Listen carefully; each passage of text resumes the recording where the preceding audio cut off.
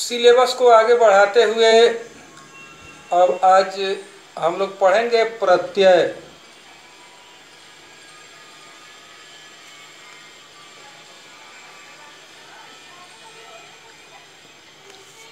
इससे 4 मार्क्स के प्रश्न आएंगे और सिलेबस भी इस साल बहुत कम कर दिया गया है। 3 प्रत्यय ही इस साल के सिलेबस, रिवाइज जो सिलेबस है उसमें 3 तरह के ही प्रत्यय पढ़ने हैं।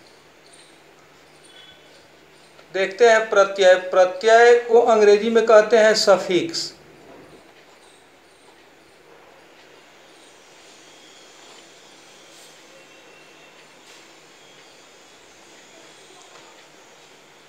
और सुना सा नाम है पिछले कक्षाओं में, लेकिन इसका कंसेप्ट यही है कि वे शब्दांश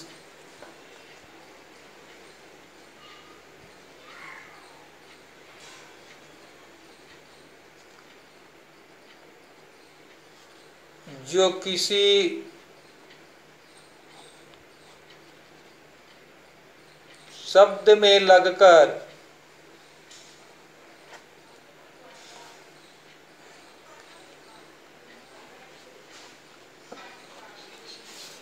उसके अर्थ बदल दें।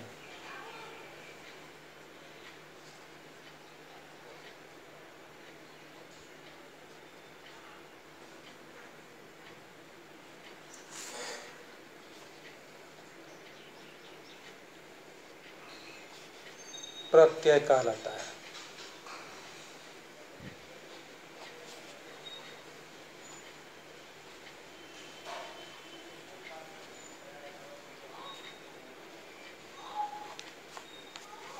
वे शब्दांश जो किसी शब्द में लगकर उसके अर्थ बदल दें प्रत्यय कहलाते हैं। ध्यान देने वाली बात है कि वे जो शब्द लगेंगे, शब्दांश लगेंगे, उनके अपने अर्थ नहीं होते। वो जब किसी शब्द के पीछे लगेगा तो उसके अर्थ को बदल देगा। वे शब्दांश जो किसी शब्द के पीछे लगकर अर्थ बदल दें प्रत्यय कहलाते हैं। अंग्रेजी की तरह है, जिस तरह से अंग्रेजी में भी OUS का, LY का, ING का, इसका अपना अर्थ नहीं होता। वे भी जब किसी वर्ड के पीछे लगते हैं तो उसके अर्थ को बदल देते हैं। ठीक यहाँ भी उसी तरह से। अब प्रत्यय के प्रकार हम देखते हैं तो प्रत्यय 5 तरह के होते हैं।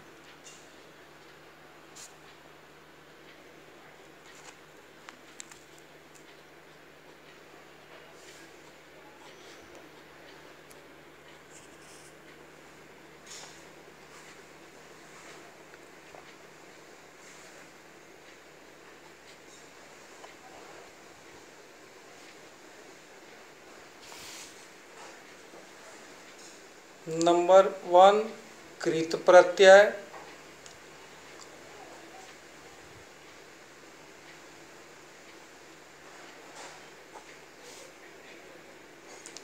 तद्धित प्रत्यय,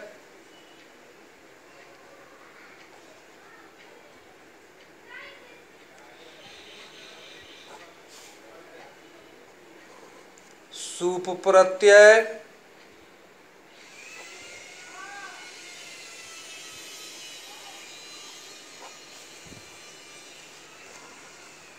तिंग प्रत्यय,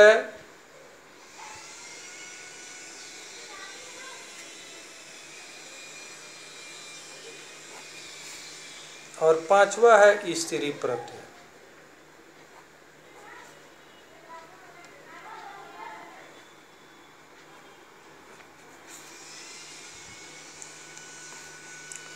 इसमें सुप प्रत्यय और तिंग प्रत्यय की पढ़ाई होती है 5th क्लास से। इसलिए यहाँ सिलेबस में नहीं दिया गया, क्योंकि संस्कृत बिना सुप और तिंग का होता ही नहीं है। क्योंकि संस्कृत में शब्दों का प्रयोग नहीं है, संस्कृत में पद का प्रयोग होता है, और पद की परिभाषा है सुप तिंग अंतम पदम, जिसके अंत में सुप और तिंग हो वही पद कहलाते हैं। तो संस्कृत में पदों का प्रयोग है, इसीलिए बिना सुप और तिंग का संस्कृत होता ही नहीं है। इसको हटा दिया। ये 5th क्लास में इसकी चर्चा सर लोग करते हैं। कृत प्रत्यय, अब कृत प्रत्यय हम देखते हैं कि ये क्रिया के अंत में लगते हैं, धातु के अंत में लगने वाले प्रत्यय कृत प्रत्यय कहलाते हैं। ये 9th तक पढ़ना था, 10th तक नहीं।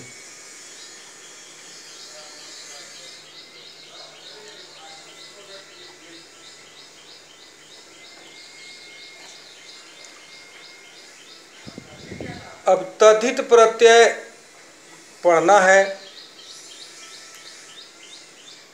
तो संज्ञा और सर्वनाम ये क्रिया के अंत में नहीं लगेंगे, ये संज्ञा सर्वनाम के अंत में लग करके उसके अर्थ को बदल देते हैं। तो इसमें इस बार पढ़ना है मतूप और त्व।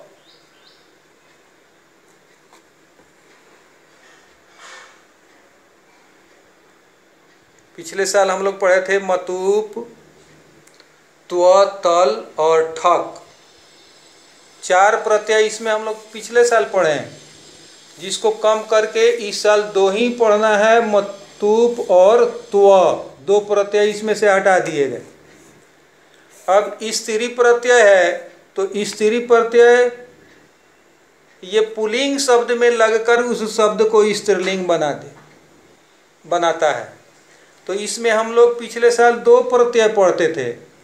अब इस बार सिर्फ और सिर्फ एक ही पढ़ना है, टाप।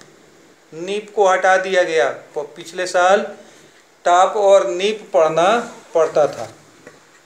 तो इस बार 3 ही प्रत्यय है, मतूप, त्व और टाप। इसमें से भी स्त्री प्रत्यय से भी नीप को हटा दिया गया है इस साल। तो 3 पढ़ेंगे हम लोग और 4 मार्क्स का क्वेश्चन है। अब थोड़ा तद्धित प्रत्यय के बारे में जान लें कि तद्धित प्रत्यय है क्या।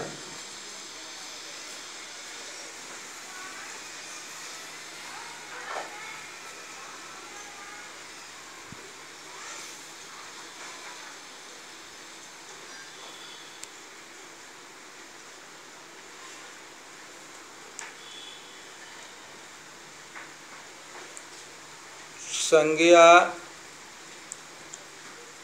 सर्वनाम और विशेषण में लगने वाले प्रत्यय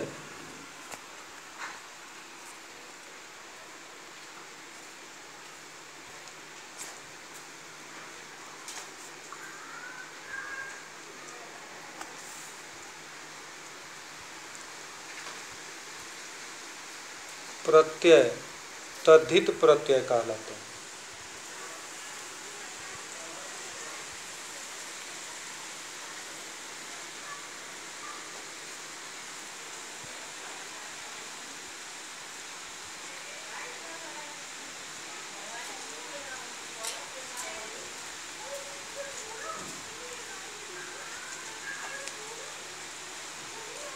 अब यहाँ धातु से छुटकारा मिल गई, क्योंकि वो कृत प्रत्यय जो तबियत, अनियत, त्वा, ल्यप, सत्री, शानच, ये सभी धातु के अंत में लगते हैं। लेकिन अभी जो हम पढ़ने चल रहे हैं, वे धातु को छोड़कर संज्ञा में लगेगा, सर्वनाम में लगेगा और विशेषण में लगेगा। इसके अंतर्गत एक आ गया आपको मतूप।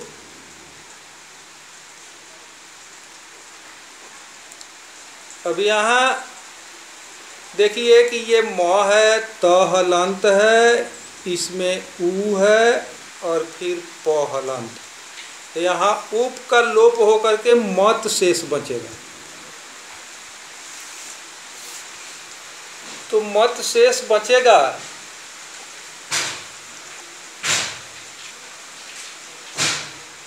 तो संज्ञा से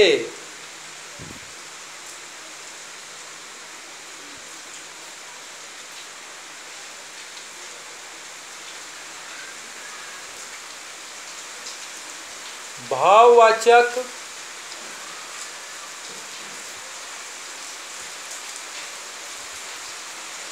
संज्ञा या विशेषण बनाने के लिए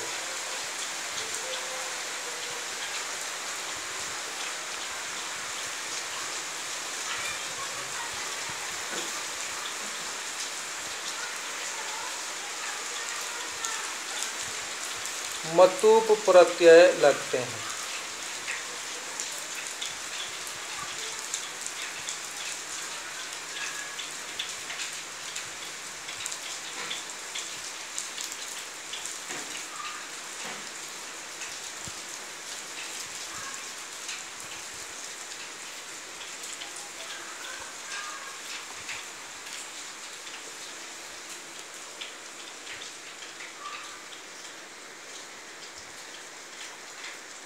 मतुप लगने के बाद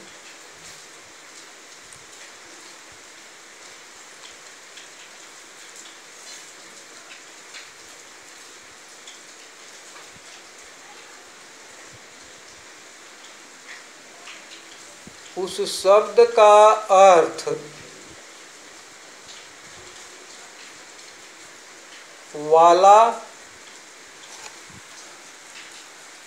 या वाली हो जाता है।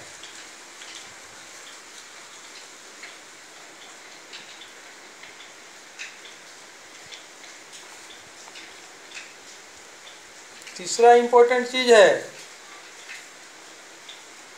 कि मतुप में उप का लोप होकर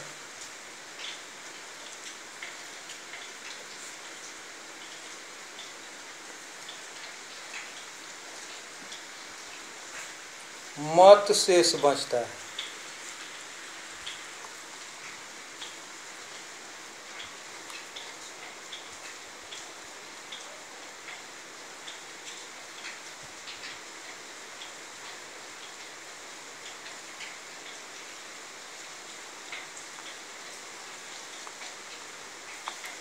यही मत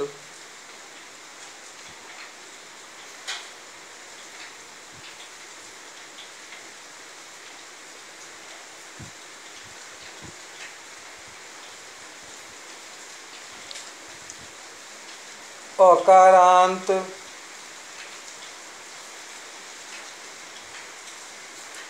या आकारांत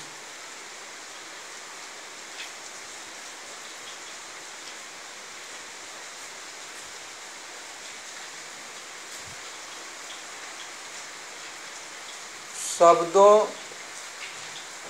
के साथ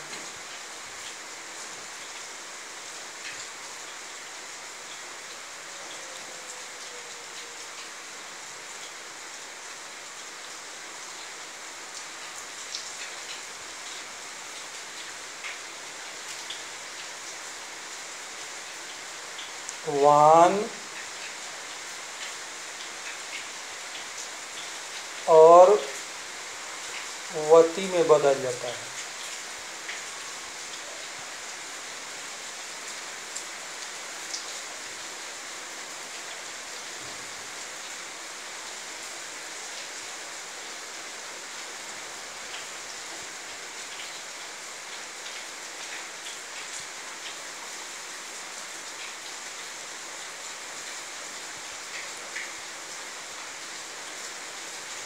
शेष शब्दों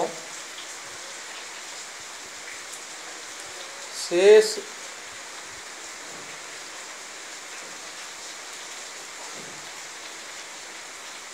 शब्दों के साथ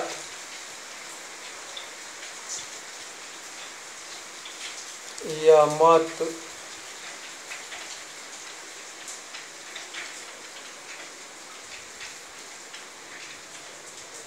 मान मति में बदलता है।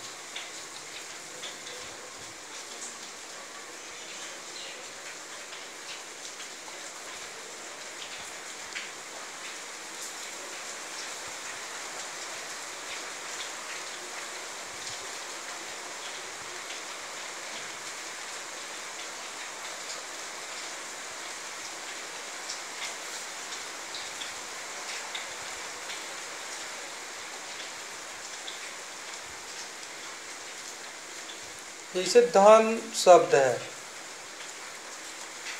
इसमें हम मतूप जोड़ेंगे तो ये धन अकारांत है, ये बन जाएगा धनवत।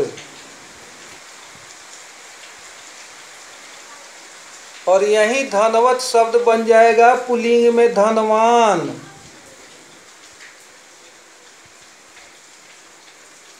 और स्त्रीलिंग में बन जाएगा धनवती।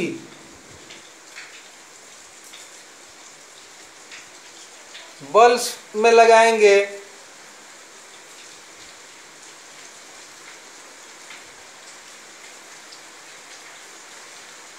अकारांत है, तो अकारांत है तो ये बलवत बनेगा।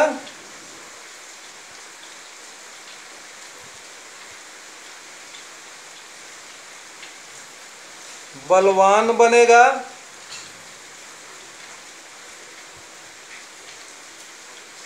और बलवती।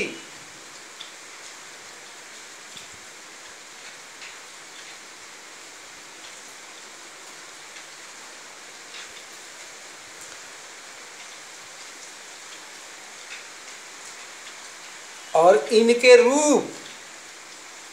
रूप तीनों लिंगों में चलेंगे। अब ये धनवत हो गया तो ये नपुंसक लिंग में बन जाएगा। ये पुल्लिंग हो गया धनवान, तो इसका रूप भवान पर चला लें। इसका जगत पर चलता है। और ये धनवती स्त्रीलिंग हो गया, दीर्घ इकारांत है, तो इसका रूप हम नदी पर चला लेंगे। इस तरह से हम देखते हैं कि एक शब्द धन से हम 3 शब्द बनाए, धनवत, धनवान और धनवती। और ये 3 ही शब्दों तक ये सीमित नहीं रहा। एक शब्द का ये 21 रूप होगा, अर्थात एक शब्द से हम 63 शब्द बना लें। और ये 63 में कौन सा प्रत्यय होगा? तो मतुप ही होगा। इसीलिए कहा गया है कि शब्द निर्माण के 3 ही साधन हैं, उपसर्ग, प्रत्यय और समास। शब्दों से हम शब्द गढ़ लेते हैं और एक शब्द से हम 63 शब्द बना लिए। उसी तरह से ये बल से बलवत, बलवान और बलवती, इनके रूप इसी पर चलेंगे। अब आकारांत शब्द विद्या है, विद्या आकारांत है। विद्या में हम मतूप जोड़ेंगे तो ये भी बन जाएगा विद्यावत।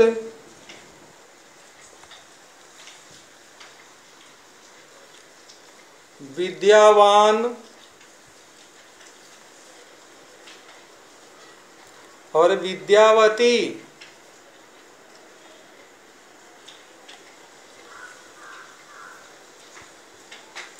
इससे भी हम 63 शब्द बना लेंगे।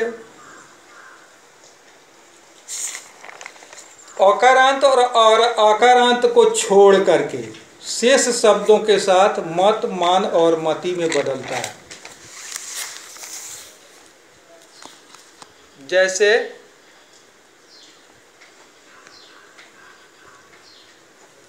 ये बुद्धि है,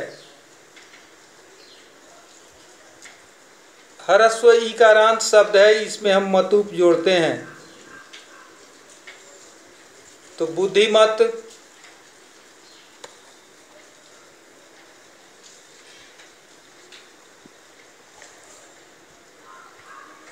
बुद्धिमान,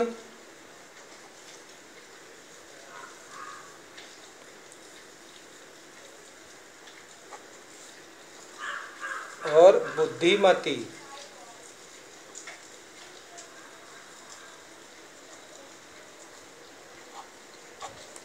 शक्ति के साथ उस तरह से हो गया शक्तिमत, शक्तिमान, शक्तिमती।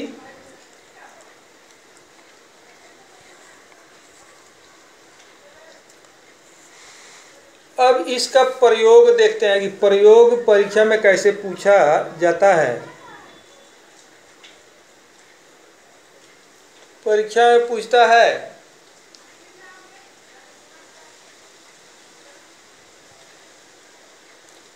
कि स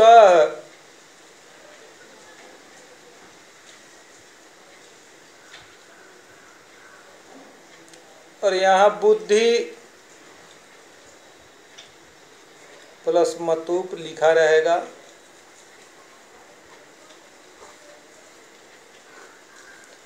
और फिल इन दी गैप रहेगा।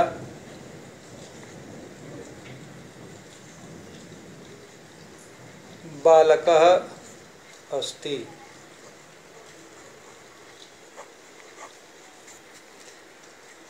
अब यहाँ हम देख रहे हैं कि बालकः शब्द है पुल्लिंग, तो हम इसका पुल्लिंग फॉर्म में लिखेंगे। तो बुद्धिमान बालकः अस्ति।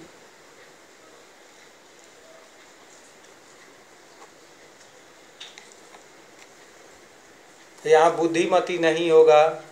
अब सा फिर बुद्धि जोड़ मतुप लिख करके गैप दिया रहे बालिका अस्ति, तब बुद्धिमती बालिका अस्ति। यानी ये शब्द हो जाते हैं विशेषण। तो संस्कृत में एक नियम है कि विशेष जिस लिंग का जिस वचन में होगा, विशेषण भी हम उसी लिंग का उसी वचन में देते हैं। विशेष के लिंग और वचन को देख करके हम विशेषण को लगाते हैं। यही इसके लिए भरने के लिए पूछता है। इस पर ज़्यादा से ज़्यादा तैयारी करने की ज़रूरत है।